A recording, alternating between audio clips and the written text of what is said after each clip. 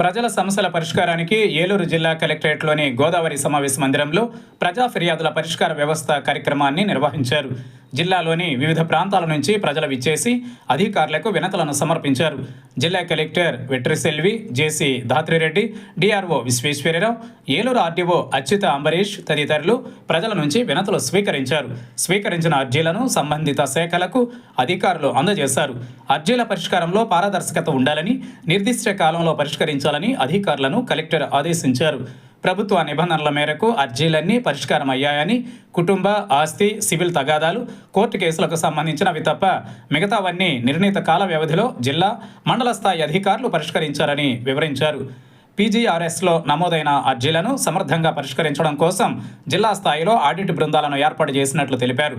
పెండింగ్లో ఉన్న అర్జీలను పరిష్కరించేందుకు సంబంధిత అధికారులతో వారానికి ఒకసారి సమీక్షిస్తున్నట్లు పేర్కొన్నారు.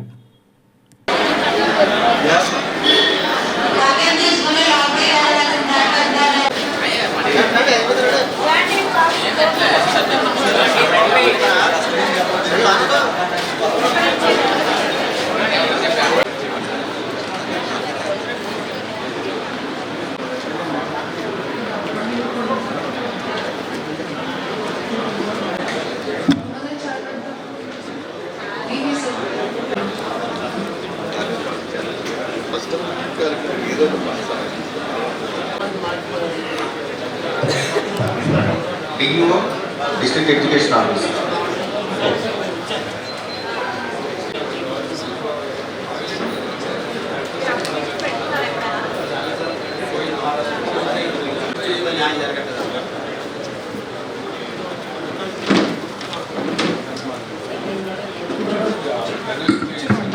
JSWS.